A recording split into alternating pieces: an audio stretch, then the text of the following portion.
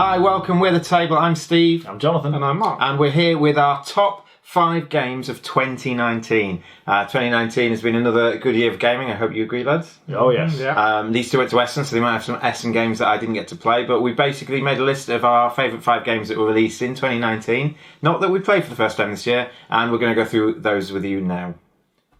I thought it was a great year, actually, personally, for games. I was surprised.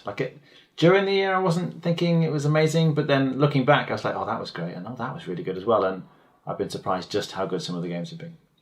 Yeah, I still think the previous year was better, but there was a lot. It was very much rear-loaded for me, as in most of the games. Okay. If I looked for the first half of the year, there wasn't a huge amount, but I mean, I'm finding that more and more common that the big cons seem to be the releases, or ultimately all my Kickstarters come at the end of the year, the last quarter. Yeah. Which I don't know whether there's... It's weird the way that happens. But it does happen every year at the moment. So like buses. Yes. Yeah, you might be right. 4 of my 5 games I've played since October, I think. So Okay. Kickstarter's been very strong for me this year. And there's going to be a few Kickstarter games in there. So let's take it away. Marvellous. It's number 5. So my number 5 is a filler. It's way lighter than any sort of game I'd normally put on one of these lists, and that is a game called Point Salad. Wow. I thought it would surprise you. Yeah. So I seem to like it way more than anyone else. I've asked to play it quite a lot, and it takes, 10 minutes. Even if you have to teach them the rules take it like 30 seconds to explain. And it feels like there's no luck, but there definitely is. So where other people are just taking whatever they want, I'm looking around. So although it feels like it's just luck. I don't think it's just luck, but it looks like it's just luck. Yeah, for me, so it looks luckier than it really is. There's more strategy than you expect. So you're just basically drafting some vegetables or drafting some point cards from a pool that's ever changing, and you're just trying to get the point cards that match the vegetables you draft. But I've played like 4 games of it and won every game, because obviously there is a bit more skill than you think there is to it. But it's probably the lightest game I've ever put on any sort of top 5 of the year list, I think. It is very light, which is a big advantage, and the playtime is a huge advantage. It's just 10, so 15 quick. minutes. 15 minutes is a long game of Point Salad. But it's an interesting 15 minutes. So it's a very solid game. It is too light for me, really, in terms of what I want to play on a regular basis. But if someone were to pull it out and be like, we've got 20 minutes, do you fancy this? I'd be like, yeah, sure. Yeah, it's a game I will never suggest. But if somebody else does, and the time it's fine, it makes sense. Because what else are you going to fit for 10 minutes in there, including rules to teach, and actually get a decent game out of that? And if you've got 4 and someone walks up, you just chuck a 5th player in. I mean, it doesn't actually change anything. Yeah, that's very easy. Hello, Jonathan. Oh, sorry. Am I not pausing? Can we edit that bit? No, we're keeping that in. So, my number 5 is Maracaibo, which was an Essen release from Alexander Pfister and was possibly my favourite Euro this year. Essentially, you're sailing around the Caribbean and you kind of can decide how far to go ahead, a bit like the Francis Drake, but you can never go back. So there's that interesting decision between, do I go here and get the good actions before everyone else? Every spot you stop at is an action potentially. Or do you kind of go slowly and try and get as many actions as you can? The thing that counteracts that, though, is once somebody gets to the end and kind of does a lap of the Caribbean and gets back to the start, then everyone else has kind of one more turn and then it's over. And they all have to come back anyway. So you can't be too slow or you just miss out on the actions. It's lots of typical Alexander Pfister Euro-y things. There's some interesting card play. There's lots of different ways of getting points. There's various different tracks you can go up on. And all of that is solid and interesting. But I find I just really enjoy the games I play. That sailing around the Caribbean mechanism is just really engaging. I find it quite thematic for a Euro. Really like the artwork. One big thing actually is the card play. So it's one of these where you have a hand of cards and you can use them in different ways, like multi-use cards. So trying to decide, am I better using this for the ability on the card, like a permanent special ability, or do I want to just cash it in for some quick goods that I can trade in for some points here, or lots of interesting decisions always with the cards. It's really good. You can upgrade your ship to be better at certain things as well, and obviously that's the engine building side of it. And the reason this isn't on my list, I've only played it once, and the strategy I played wasn't very good, so I maybe didn't get the full use out of the game. But you can upgrade your ships, and when you stop at certain action spaces, you can take discs off your ship, and once you've taken enough discs off, you can move an extra space, or you can get an extra money when you do this, or you can fight an extra thing. So that's really good. So whatever strategy you're trying to do, you can kind of make yourself more efficient at doing so. Yeah, I think it's a very, very solid Euro. I know complaining the rule about it being unoriginal, and I still keep that. And I know it has the campaign. I guess it depends if you want to play the campaign. For me, I think it takes the bits I most liked from Great Western Trail, which I like, but not as much as some people, and it's put them in a better game for me, I think, as I've played it a few times now. Yeah. Saying the ship is much more enjoyable for me than the going round in Cattle. I just think I enjoy the stops off on the way, and I think the going round, sailing a ship's fun, let's put it, and it kind of captures, it makes more sense. I know there is something, you say in Great Western Trail, you do things and you build buildings or whatever, but I think what you do in that makes more sense to me. I think the whole package I prefer. And feels a bit more like a race. Great Western Trail's a slog, but this is a when someone's get back to the end, and you can end it for everybody else. You can kind of predict it, so you can see how much money have you got. Oh, you've got loads of money left. Well, you're clearly not going to end the round early. Yeah. So you can try and predict it as to how many actions you're going to get and play off that. So it's quite nice. Whereas in Great Western Trail, you're all just doing your own thing. Also, the placing of buildings in Great Western Trail can be negative to other players. While in you, it's only as far as I've seen, it's a positive boom to you. And I'm not sure I want. These are all bad for me. It's like it's almost like looking at Monopoly and going, oh, there's all those hotels. Yes. Between me and that space, I don't want it. It's a more positive game looking for it. I really like Great Western Trail, but you're right. Maracaibo is more enjoyable and positive in that sense for me, so I definitely prefer it. Cool. My number 5, I'm not sure if the reviews are yet, is Barrage, which is this year's Brass for me. A highly interactive Euro economic game. It's about making electricity based on dams with water coming down from the mountains, the low ground. But the bit I like is that it's very, very interactive. And the fact that I can set up a situation where you might be making a lot of money, you're getting lots of water coming through your dam, whatever, you don't manage to do the directions. And somebody goes, well, I'm going to put a dam there and just redivert all the water. And then you go, you've just done me in. And it's stressful, it's tense. Steve described he had no idea what to do when he first went into it. It's very much my sort of game. I hated my first playthrough of this at Essen. It was late in the day. I did terribly. I tried to go for make lots of money early strategy. It completely failed. And essentially I had 2 rounds where I did nothing, because you can do that quite easily in this game, because it is probably one of the most brutal games I've ever played. But it was the only real game from Essen going back going, I really want to play that again. And I got a copy, and I really like it. It's grown, and I love it so much more now that I've got some sort of hang of it. It is one of the hardest games I've ever had to take a first turn on. I didn't know what I was doing. I managed to wangle it so that I was going fourth to see what everyone else did, and I still didn't know what I was doing. And after the game, I didn't know how to rate it. And since then, we played it last week, and I like it.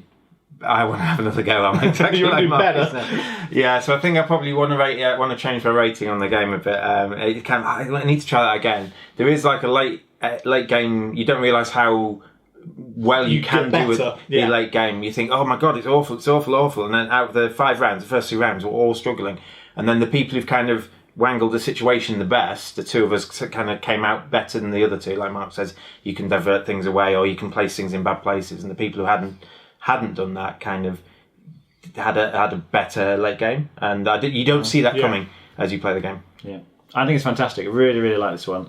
It's so thematic. Like for a Euro, it's much more thematic than most Euros. The way the water moves down the mountain just makes sense, and there's some really nice things like after one player has used the water in their power station and generated power, which can kind of get you points, the water carries on flowing through the power station. So if you position another station or a dam below them on the mountain, you can then benefit after they've used it. So there's lots of really nice things like that.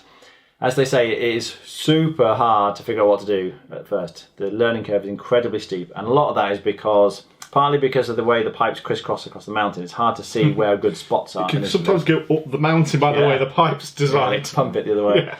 But the other thing is how you build things. It has this nice little wheel, and you have these like cement mix and things that are used to construct. the dams. You put them in this wheel and then turn it one space. It's like 6 turns and it gets back to the start. But those resources are not spent. They're locked into the wheel, and until you've turned it 6 times and got them back out again, you can't use them again. Every time you build something, it moves once. But you find for that first turn, like everyone builds a few things and they go tick, tick, tick. And then the second round comes around, it's like, well, all my resources are locked in the wheel. How do we get them out? And there are some action spaces you can go to get them out, but you don't realise how important those are when you first play it. So it's really hard to build because your resources are locked up, plus all the spatial thing on the map. It's just super brain strain at the start. You have 12 workers and you should have 12 workers? That's easy. Oh, I've got no money left. I have to spend 5 workers to get some. It wins the award for me here of the most stressful game. Yeah. It's I think I agree, because when you've played that game, you do not want to play that game again following after. You want to leave it alone in a dark corner and come back later and maybe think about I'll it. play it again. I would. Well, I never. It's number 4. All right, my number 4 is a Kickstarter that came fairly recently, actually, which is called Arena the Contest. And it's not one I've really been talking about very much, because it's kind of taken me by surprise. It is essentially, it's either a dungeon crawl or a kind of light tactical skirmish game. There's 2 main ways of playing it. There's a big board, and I kind of went all in on the Kickstarter. There's loads of like miniatures in terms of scenery, so you've got walls and doors and things, so it looks great. Fantastic table presence. There's tons of heroes, like 20 heroes. I mean, absolutely loads of them. And they have typical classes. You've got like tanks and healers and mages and damage dealers and all the rest of it. So it has a lot of those typical fantasy tropes. But you can either play the game in teams, like 3 versus 3, for example, and you each take a mage or a tank or something, and your team works together to try and defeat the other team. And you just run around the arena, throwing fireballs, whacking each other until one team dies, effectively. I've not played that version of the game. What I've played is the dungeon crawl variant, where you essentially there's a big book of scenarios, and you work through the scenarios in like a campaign, and each time you set up the board in a certain way, a bit like Descent or something like this, and you go through trying to complete the mission, you kill certain people, activate the orb, get the keys, unlock the doors, and you're kind of going through. But what's impressed me so much about this is the theme that they've put along with it. So in terms of the writing, there's like a lot of backstory, and you read quite a lot of text just to introduce the mission. And then in the mission, there are interesting things that happen. So it involves a little bit of puzzle solving. There are cards that you can pull out as you're working through the campaign. And a bit like an Escape the Room game, it's like, well, there are some skulls in a funny arrangement on the floor here. What does that mean? And you have to solve the puzzle in order to progress. So it's not just a hack and slash in that sense. You obviously spend quite a bit of time running around killing monsters. But it's just a really interesting and well put together campaign. So I'm basing my, rating it my 4th best game of the year here, purely on the campaign, the dungeon crawl style campaign. I really would like to try the skirmish game, and that may make it even go higher for me if it's good. But the campaign, which is fantastic, it's so enjoyable. Having played a lot of dungeon crawls in the past, this one does something not necessarily different, but pulls together a whole variety of things really, really well. Production quality on this was fantastic. Miniatures were great. All the various contents in the card and everything box. I've got 3 boxes full of stuff that came fit down there. He does. And it's fantastic. I just really enjoyed playing it. I've not heard anything about this game. I saw it on Kickstarter, and that's the last I've seen of it. I keep thinking I must get Mark to play the skirmish version with me, so I'll bring it to the Dice Cup and we can arrange. Try to get yeah. But it's really, really good. I suppose even if the skirmish game doesn't work, the fact that you're rating this solely on the other half of the game, that won't change the game for you. Absolutely. It doesn't matter if the skirmish mode is rubbish. For me, because I'll very happily just play through the campaign. Cool. Okay, my number 4 is Atlantis Rising 2nd edition. I wasn't sure where to put this on the list because it is a 2nd edition, but I've never played the first, so and it is, not many copies were produced, and it's also different enough, I think, from what I read, that it can get its own list. It's got its own Board Game Geek entry. That'll do. So I was looking for I wouldn't say an easy cooperative game, but an easy to teach cooperative game. I was thinking about re-picking up a copy of Pandemic. We were at Essen. It had been released. It had decent buzz around it. Got to see it there. I thought, go for it. Went for it. Yeah, it's really, really, really good. It's a resource collecting push your luck game, I guess, really, as Atlantis is slowly sinking. The better areas on the far ends of peninsulas essentially. So they're broken into sections. So if, for example, you might want to collect metal, it might cost you your roll dice. It might be 3 or more on the furthest one out, then 4 more, then 4 more, then 5 more, then 5 more, and so you've got your limited number of workers, and you're working together. And go, we really need some metal. Do I place my worker right at the far end and take the risk that that's going to wash away before I get the opportunity to get this item, like the metal or whatever it is, or do I keep it safe? But obviously, you can't always just be keeping it safe because on average you're going to lose your rolls over time. Or you'll have to spend, you get like crystal power, whatever, which allows you to adjust the dice roll. But you're going to spend through those quicker the further on. So the push your luck is, how much do I want to risk my worker being on this spot versus a more likely chance of getting hold of the item? It works really well because there's lots of variation. You're trying to create different machines, let's say, that have their own special powers, and you get about 30 or so in the box, and you play with 9 of them.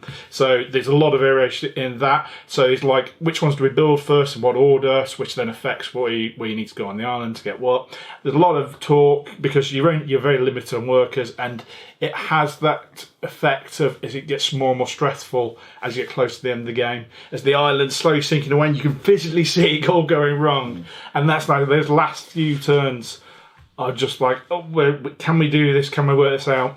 It's got, like I said, a lot of variation on things you build. It's got a lot of ways of varying the difficulty. So it's got a lot of replayability, and I'm really glad I picked it up.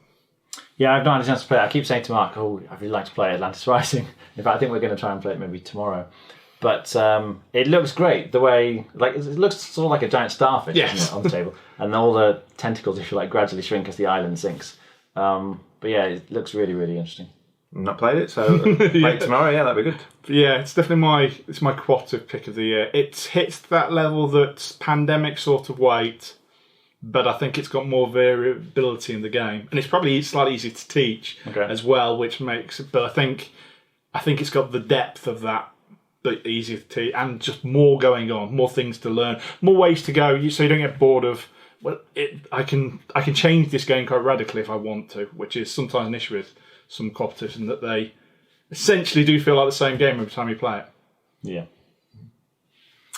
So my number 4 is a game I've probably played by far the most on this list this year, and that's thanks to the app, and that is a roll and write called Twice as Clever, which is the sequel to Pretty Darn Clever anyway, so you're rolling the dice. If you've played either of them before, you're rolling the dice and you're deciding which ones to keep. If you keep a higher dice, anything lower than that gets locked away, and you're just basically trying to cross off certain things in the grid. And the reason that both the two games are very good games is the combo potential. I actually prefer the second version. I prefer Twice as Clever to Pretty Darn Clever because of the grey dice. I think it's the grey dice on the app. It's a grey dice on the app. I think the coloured dice change, don't they, between the app and the box? I'm not sure, actually. But anyway, so grey dice on the app, because I've played it way more on the app than I have in real life, because I actually own a copy. It's your copy, isn't it? Yeah, I've got a copy. And you're trying to combo off, and the potential high-end scores you can get fluctuate way more in this version of it. So it's potentially a bit more lucky. It's potentially a bit luckier. But yeah, I really like it. It's great, I think. I slightly prefer Pretty Darn Clever, which is my favourite roll and write. It's really, really good. And I'd happily play either of them. Twice as Clever is just slightly more gamery than the original.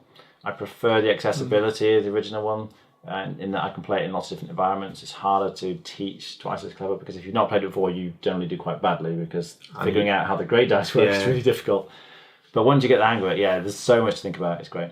Yeah, it's great. It's much like the original. It's had the people going, man, well, I've managed to get this score on it, and something like that. I've managed to get it. And that's really good for something so small, such a box, really easy to transport with you. It doesn't take too long, but there's a lot of different ways to play it, and that's the thing.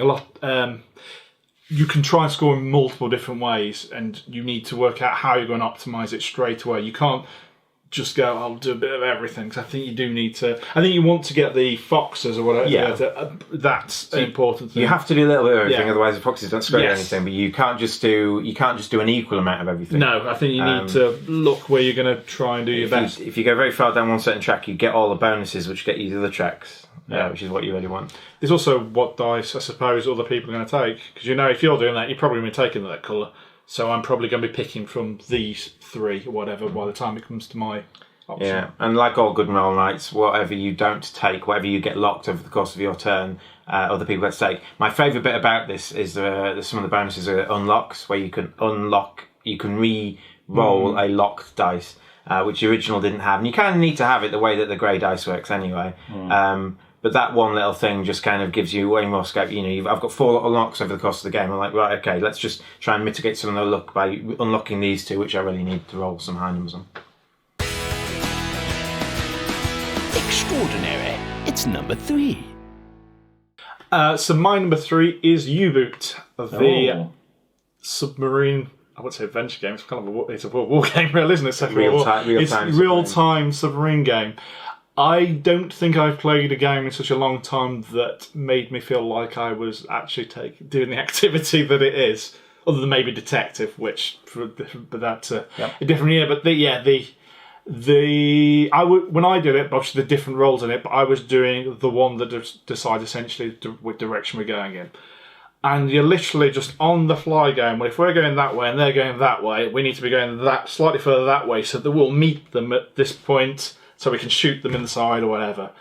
And it was the whole tenseness cooperative. It was all doing our own things, but we all needed to interact so much to do these. And it was great. The app was entirely necessary. You couldn't play that game without the app. Yeah. And it was really good. It was really tough, but it was really good. I think we did win the game that we played, but we were playing probably the tutorial first level one, and I think we were playing it very easily. But yeah, for a game just to catch me for I feel like we're all really cooperating on this, but in its own sort of I actually feel like I'm a submarine, navigator. Never had that experience before. It's really good. We get to play this tomorrow, so it's another game I haven't played. We've booked something to play tomorrow. I think it's great. I might have more to say about it later. Okay. So my number 3 is a game. It's a 2-player abstract game that looks a bit weird because it's got a rope in the middle, and that is Shobu. Shobu came out. I saw it at the UK Games Expo, and it got released just after Essen or just before Essen. Bought a copy from the cafe. I like my 2-player abstract, and it's probably the best 2-player abstract that's been released since the cafe opened, in my opinion. A lot of the other ones I really like are 10, 15 years old. And so, for an abstract to kind of abstracts generally last a test of time, but there's so many get released and so many, it's okay, but I think it's a big advantage to game first. So Shobu, you're making moves and you're trying to push your opponent's pieces off one of the 4 spaces on the board, and then you're using effectively pebbles. Someone's gone to the beach and picked up 16 black pebbles and 16 white pebbles or something, and so you're trying to push your opponents off, but you're always making 2 moves. Your first move can't push anything and your second move can, but they've got to be identical on 2 different boards. There's a bit more restrictions to it than that, but the more you attack your opponent on one board, the more restrictions they've got there, which means if that's their first move, if they've got restricted on their first move, they're also restricted on the second move. It's really good. It feels like it's one of these games where you can feel like you're ahead in terms of pieces, but actually behind tactically, which a lot of 2-player abstracts don't always have. It is the best abstract game I've ever played, in my opinion. I'm not a huge abstract fan. I've played a lot of chess over the years, but this one feels original. It really does, which is very hard to do. Yeah, it feels old. Yes. It feels like it's a game that's been around forever. It does. I mean, the aesthetics of the board and everything do that very well. But it's very hard to do. The abstract market is very crowded, I think, in many ways, and they've just kind of rehashed the same old ideas over and over again. But this idea that the 2 moves have got to be the same, but on 2 different boards, is really interesting. And typically, you're doing one on your half, if you like, and then on the other half. You don't have to do that, but the thought processes are just very different from anything else. It's like, well, I can go this way and then this way, but then that doesn't work on this board. I'd really like to go this way on this board, but then I can't really go this way on this board. And then you're thinking about, well, if they want to capture me or push me off, they would have to do this move on that board and do this move on that board. So if I can stop them doing that move on this board, then they can't get me on that board. It's just really interesting. The thought process is very engaging. It doesn't take too long, but yeah, it's fantastic. If you're playing, it takes over an hour. I really like that. So, like, obviously, to attack me here, they've got to move their first move there, and you can block them by just doing it, because your first move can't move anything. So you can either move out the way or block them. But obviously, to do either of those two things, you need to be able to make your first move on one of your boards so that you can do that. You bought a copy, didn't you? Yeah, good enough that I bought a two-player abstract. Yeah, I agree. It probably is my favourite two-player abstract. I genuinely just want to get better at it. I'm not sure I will, but somebody said I'm not qualified to say this, but I kind of partly agree with, at least from the initial few plays. While in chess, a great player will look so many moves ahead. I don't know how far you can look ahead in this yet. I don't know if you can. Can you really plan so far ahead? You've got to stop. You've got to predict two of their moves each time. You've got to predict two moves. So, like, if you think, right, they're definitely going to take me here, but which of their pieces are they going to move to be able to do that? Yeah, I wouldn't know. In chess, at the start, you have very limited moves because everything is so blocked off. Yeah, you could move all the pawns, or you could jump a knight out maybe, but there's very little you can do. As you get to the middle game, then you end up with a lot of pieces in the centre, and it blocks a lot of moves. So still, although there are lots of possible moves, in terms of practical moves that someone's likely to make, there aren't too many to think through. In the end game, you've got lots of space and it's really easy to move pieces, but you don't have very many pieces left. So chess never really gets to that point of being crazy numbers of moves. You can think several steps ahead because of that. Whereas in this, because of, that's right, it's got to be two moves on two different boards at the same time, it feels like the decision space is huge in terms of all the possible moves that they could make. So yeah, again, I've not played it enough to really know, but it does feel like it'd be more difficult to do that. I would have thought with practice, obviously, you're going to get better at predicting what's likely to work, but still, yeah, very interesting. To you. My number 3, are we on? Yep. Is a social deduction game, which is very unusual for me. It's Blood on the Clock Tower, which we've played a couple of times over the past few weeks. It's like the old Werewolf, so it's a big, typically takes maybe 2 hours to play the game. It is a long social deduction game. It depends on people. 15 people, it takes over 2 hours, I think. Yeah. But I'm quite happy with that length. It's one of these where it's very similar to Werewolf in that you have a day phase and a night phase, and there's goodies and baddies. And one of the interesting things, though, is that everyone has a role. So in the night phase, there's a few different people doing things. Some people are getting information, other people are kind of... Obviously, there's one key baddie who's bumping people off. But essentially, the baddies are trying to kill off all the goodies, and the goodies are trying to execute the baddies until they get all of the, not quite werewolves, but the evil players, if you like. Coupled with that, though, is the fact that even when you die, and this is the problem with the original Werewolf, you're effectively out of the game. You just have to sit there and watch. You can't say anything, you can't contribute, you're just out. Whereas in this, when you die, you can still talk, so you can still say, oh, I've been killed. It must have been her. She was been after me the whole game. So that's really interesting because you're still involved. But you also, in terms of voting on who to kill, execute at the end of every day, once you've died, you still get one sort of vote from the grave. And trying to decide when exactly to use that as you go through the game is really key. The good people generally want to save up those all-important single votes after they died. But it means that dying is not the end by any means. You still are very involved in the game even after you've died. The other thing I really like is that there's a couple of roles that potentially mess with what other people are trying to do. So you can get poisoned by a particular character, which stops your role from working properly. Or you can just be drunk and not realise it, which means your role never works properly. So in one game, I was the empath, where I get to know about the two people on either side. I basically get told if either of them are an evil player or not. Or how many of them are evil. Yeah. But if I get poisoned, then I can be told the wrong number. So it might be that there's one evil person next to me. Let's say Steve is the evil person. That's quite likely. And I'm told at the start of the game there's one evil person next to me. And for various reasons, the person on the other side of me ends up dying. And then I get poisoned, and then I'm told there's no evil people next to me. And I'm like, oh, great, we must have killed the evil person. But actually, it was Steve who was evil all along. We killed the wrong person, and I'm poisoned, so I've got the wrong information. So things like that mean that it sounds like it'd be chaotic. It doesn't happen too often, but it happens often enough that you can never be 100% sure. Even, you think, I'm sure there's somebody next to me who's evil. You could just be wrong. So that makes it really, really interesting. I really like the fact that it's encouraged in the game that you go off in small little groups. So you need quite a big space to do this. And you have little conversations with people, and then you come back and you get a different group and you go and have a conversation with them. It feels super, lots of intrigue in the game. Lots of, whose side are they on? Are they on our side? Do we want them in this conversation? Really, really It enjoyable. also gives the bad guys the time to go away and chat to each other. But obviously you need to pass information across, otherwise your bad guys will win. Because in the original Werewolf, typically you just sat in a circle. It's very hard for the bad guys to communicate. But in this, it's perfectly reasonable to take all the bad guys and go off together. Because other people are doing it. Although if you all go together too many times, it becomes a little bit suspicious. So, yeah, it's really, really good. Yeah, I think it's a game definitely lives and dies possibly by narrator to some extent. Yes, the guy running it. The GM. Because they have a much bigger involvement even than something like Werewolf, because such as the poison ability you're speaking about, it's up to them what happens with the poison. It could just go as normal. They are self-balancing the game to some extent. They're making it fun for everybody else, which I think is important. You want everybody to have a good time, so they are making things, or at least affecting the game enough just so everybody has a great experience.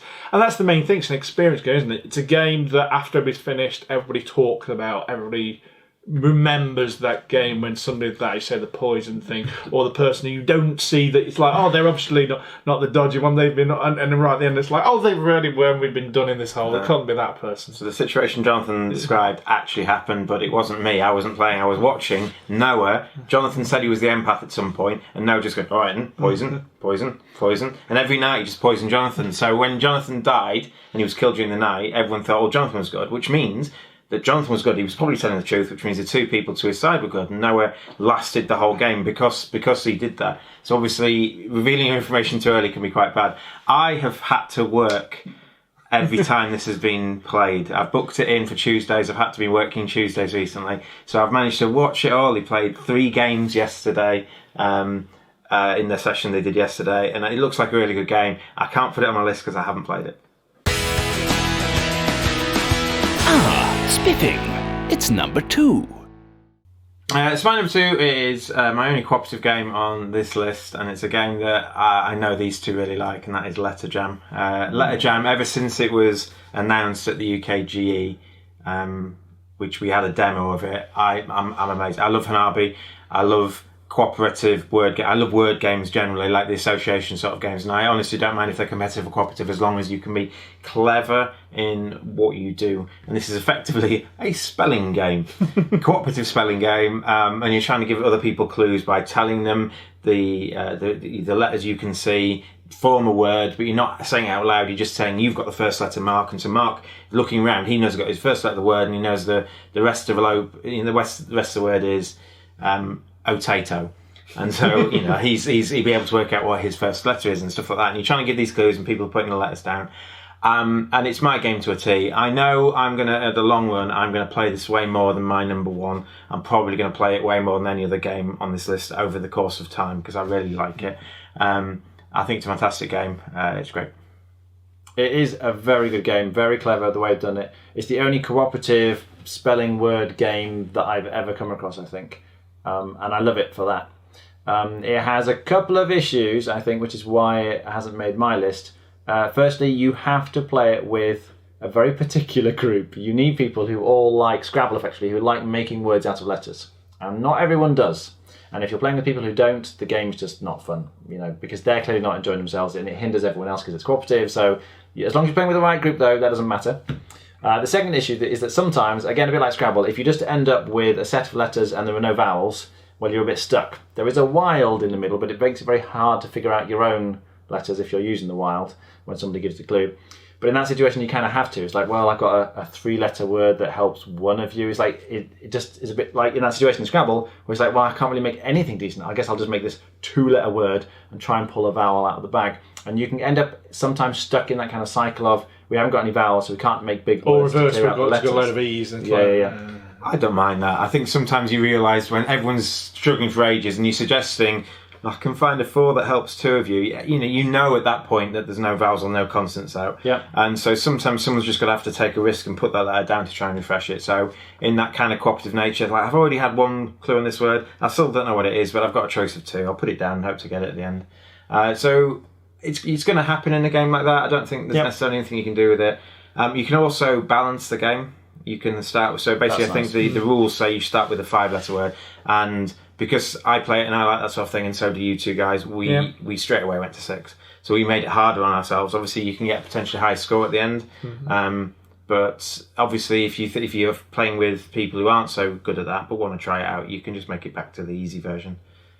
It's probably my most improved game of the year. I think I was the one who least enjoyed it at the UKGE. Okay. And I think I gave it 7.5. But I think the more I've played it, the more I've enjoyed it. It is entirely to do with the group I'm playing with. I think that's its biggest fail for me, is that everybody who was playing the game for me to enjoy it has to be enjoying the game with that one. I think it's a very difficult game to play with people who are enjoying it. But when you do, and you're probably going to know the sort of people who are going to enjoy it, you'll have a really, really fun game. I think the percentage of people who do like it generally is pretty high. But it just takes that one person. Like, I mean, of the people we've played with in the cafe, do you know? Is it the sort of people we play with? Yeah, you're picking them people. You're suggesting Letter Jam because you know they're going to be happy with it. Okay. But I think there were so many groups you could end up with. Yeah. In the whole wide game world, yeah. But I imagine it's the sort of game you can play with your family as well who don't like games. Oh, my family would love it. Yeah. Absolutely. Yeah. As long as they're the right kind of people, it's very good. My number 2 then is U-Boat again, which Mark was talking about. I think it's the most thematic, as he was saying, game I have ever played, maybe, in terms of, as he says, making you feel like you are really doing what you're supposed to be doing in the game. It really puts you there. The app is fantastic. The soundtrack is nice. You get all the little beeps and things from the submarine and when you're firing the torpedoes and things, and it constantly shouts at you in German, which is really nice. Because whenever you do an order or something, it's like, Heil, Commandant, or something, and you have no idea what it's saying because it's in German, but it really makes you feel like you're in a German submarine. So it does a great job of that. It is very difficult to learn to play this game. It has a very steep learning curve because each of the 4 different roles, you really want to play it 4-playered, and they're all very different, and there's quite a lot of rules for each of the 4 roles. Particularly, as Mark was saying, the navigator, doing the angles and things, you need at least a GCSE in maths and a decent grade at that to be able to get the hang of all the angles. But once you get it, it more makes perfect sense. Because, I'm going this way, and you're immediately just spinning that and doing that. It makes sense. It's just that initial hump. It's quite a big hump. It's because you're not aiming for where they are, you're aiming for where they're going to be. That's right. And because turning at sea is difficult and it takes time. And so it's like you kind of want to go sort of ahead of the person and then turn so that you can come at them side on. It's much easier to hit them with a torpedo if you're aiming side on than if you're kind of coming towards them or trying to come at them from behind. So there's lots of really interesting things like that. And they've added, there's like weather effects and mines, and there's all kinds of interesting things that makes it feel very realistic. It's kind of real time, which is great, but you can also slow down or speed up the time. So for the first mission, you get something like 24 hours, literally, and you can see it going tick, tick, tick. It is 24 hours. But then if you're going to be sailing across open water for the next 6 hours, you can just hit speed up. And as soon as something happens, like if an enemy ship is spotted, it drops back into real time. So they've done that really well. It makes it feel realistic while not literally making you sit there for 24 hours. So in so many ways, I've had so much fun playing this one. And again, we've booked to play it tomorrow night. Really looking forward to play that. We were lucky to play it also when the game I played in the RPG room, because there's no windows and it's all artificial lighting, and it gives you that little bit more like, it's a bit dark and it works so well. We've got that room tomorrow as well. That's good, because I think it makes a difference. Number 2, isn't it? Yep. My number 2 was Jonathan's number 3, Blood on the Clock Tower. Experience games, love it. I had a bit of an and whether to put it on because it isn't actually out yet. I mean, even the Kickstarter backers haven't received their that's copy. True. I keep forgetting that. And I've had updates saying things are still in playtesting. They were developing the game. March, I think. Yeah, but I suspect the one that we've played, the base version, is pretty much solid in. It's probably the other scenarios where they change the roles. And they come in sets. Yeah, and there's several sets, and and they'll be very different. They're designed to play differently. For reference, he did one of the extra sets last night. Oh, okay. So I imagine if you come to another session, the next one's in January, I imagine he'll do one of those as well. Yeah, because I think that's also quite nice. Like you will, much like it works in Werewolf, where you can play just different sets of things to change up a bit. But it's quite difficult to play through lots because of the length of the game. But the experience is amazing, unforgettable. You'll talk about it for weeks, months to come after. So easily my number 2 game. Yeah, if I managed to play it, I would possibly agree. If you don't mind the length, I think it is far and away the best social deduction game you can play in that genre. too, yeah. I think, like you said earlier, it's a strictly better version of Werewolf. Yeah. The only downside is you need a good moderator. Yeah, I love the one vote you get when you're dead, because it makes that vote so much more important. And the vote becomes stronger the fewer players, because Yes. to elect to kill someone, you need more than half the living players. Yes, So yeah. if there's 4 living players left, you only need 2 votes, and they can all be dead people. Yeah. Yeah. By Jove, it's number 1. All right, and my number 1 game, which has stunned me by just how good it is absolutely amazing, is Tainted Grail. And it's for Kickstarter. I mean, it's an adventure game. I was expecting it I was expecting to like it. I just wasn't expecting to like it as much as I have done. It's set in kind of like dystopian, Dark Arthurian legends. Yeah, Arthur and Merlin have kind of gone off and left the land behind them, and there's this creeping darkness that's covering the land, and you have to keep lighting these giant statues called menhirs in order to sort of push the darkness back. But essentially, there's a certain amount of, like, you take a character, it's cooperative, and you're exploring, and when you go to certain locations, when you explore, you turn to the big journal book. And it's like a choose your own adventure. So you turn to chapter 140 for this particular location, and it gives you some intro text and says, you have 4 options. You can go and talk to the blacksmith, or you can dig a hole in the middle of town, or whatever it is appropriate for that location. And then whatever you pick, you say, it's like, okay, turn to verse 5, which is like, they're all numbered, these different verses. And you read the thing, and again, there might be more choices there.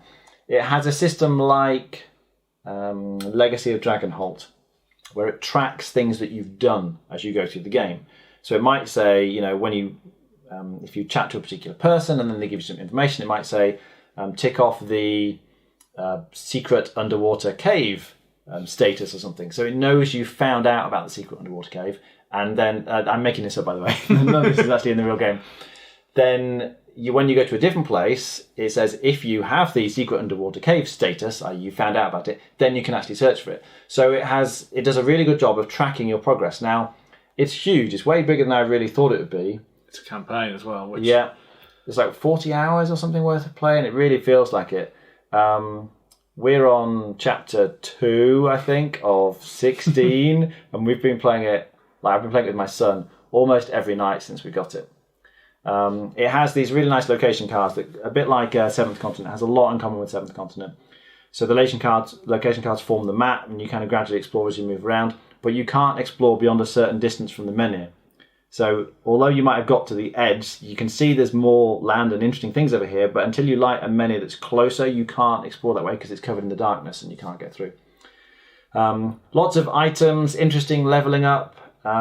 Resource management is important. You're spending actions, effectively they call it energy, to do things, and you have to think very carefully about how you use those actions. So, and there's combat as well, which is very interesting. Innovative card combat system I've not seen before, where you're kind of chaining cards, and when you play one card, it provides you with keys that let you then activate things on the next card you play, and that card has other ones that let you activate another card. So you have to think very carefully about the order you play the cards in, because this one might let you do this and then do this, but if you play them in a different order, you're not going to unlock the right keys in the right order. So essentially, yeah, there's lots of different monsters and things, but combat's very interesting. Not played it. I'm not sure it's your thing. I don't think it is. It's my number 1 as well, so that makes it a lot easier. And it's no.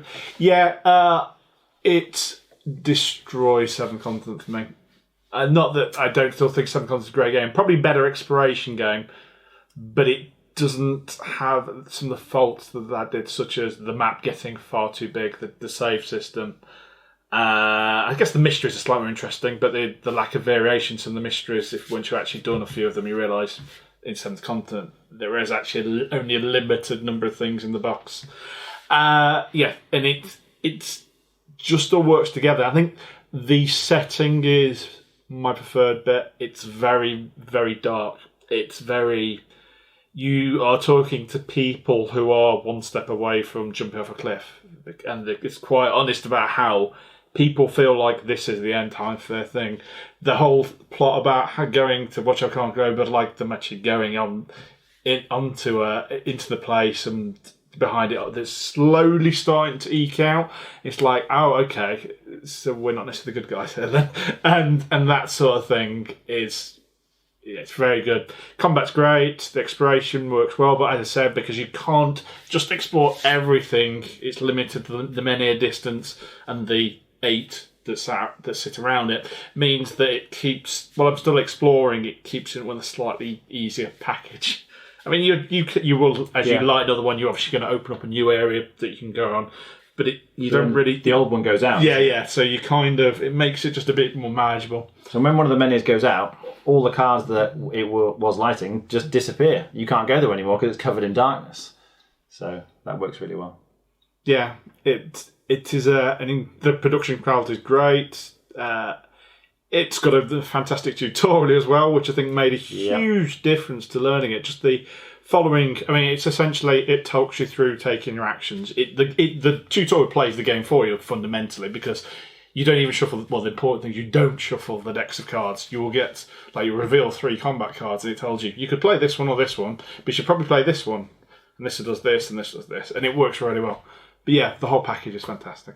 If you like adventure games, you need to get Tainted Grail. It is the best adventure game I have ever played, hands down. I cannot recommend it highly enough.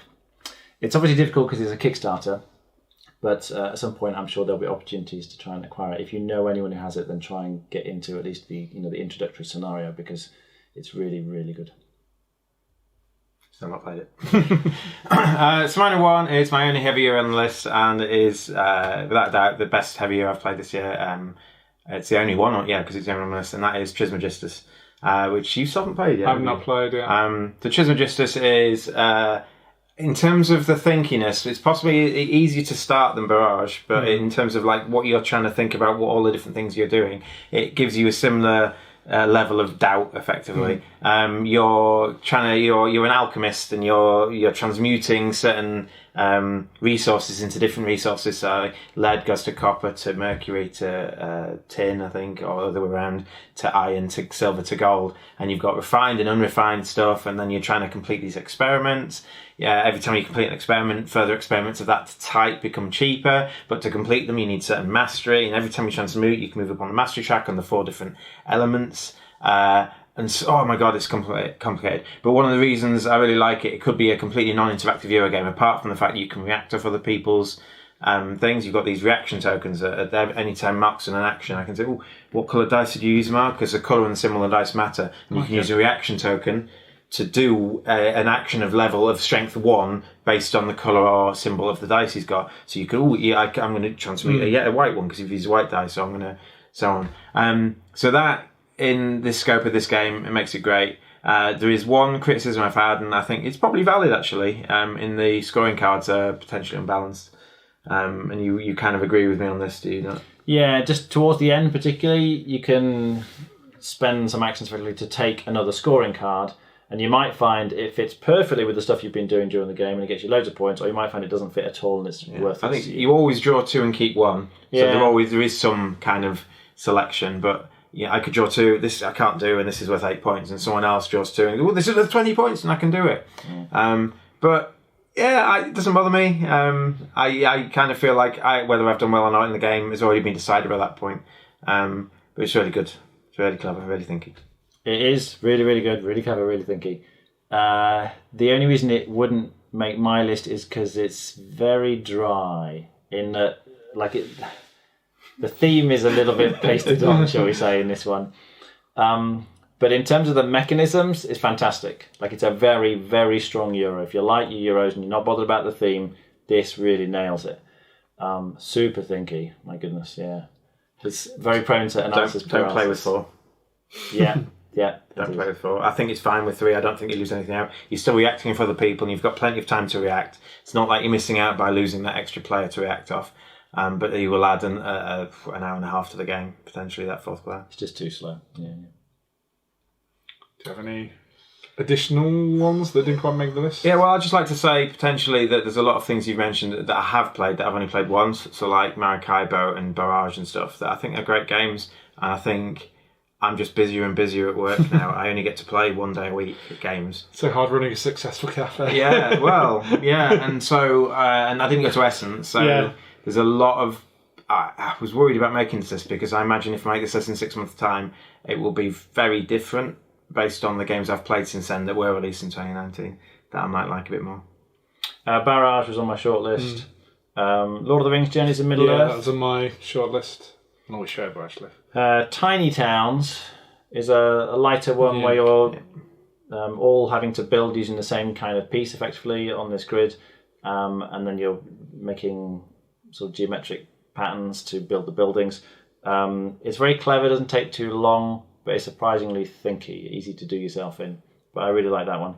Pipeline was another one. That was another one again, my shortlist. Oh, and Cloudspire, of course. I Yes. still can't quite get my head around Cloudspire.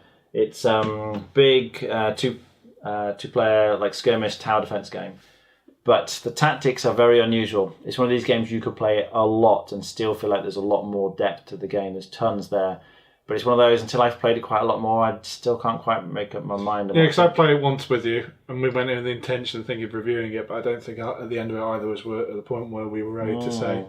We definitely both enjoy it, but I don't. Yeah, I'm still. It's one of these where you play it and like, well, I did some stuff and I kind of threw my units at the opponent, but I sort of feel like with a lot more experience, I could play the game a lot better.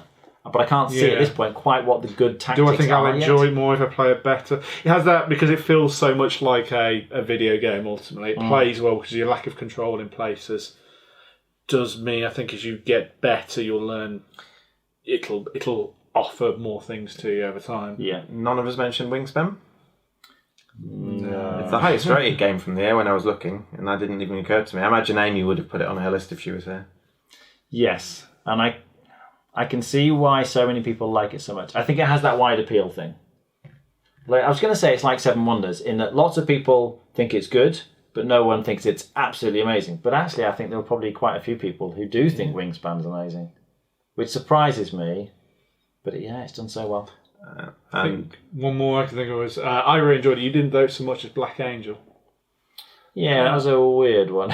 Yeah, I quite like the somebody takes particular action, I'm better off taking an action they're leaving behind because it'll get me more points, and you're kind of working off what the people do.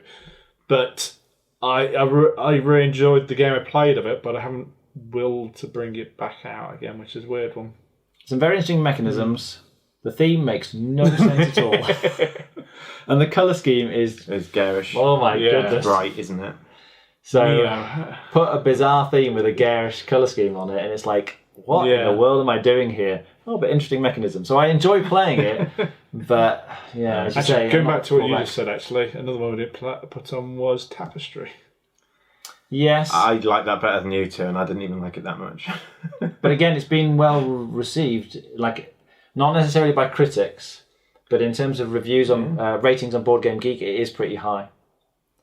So, which surprised me. Yeah.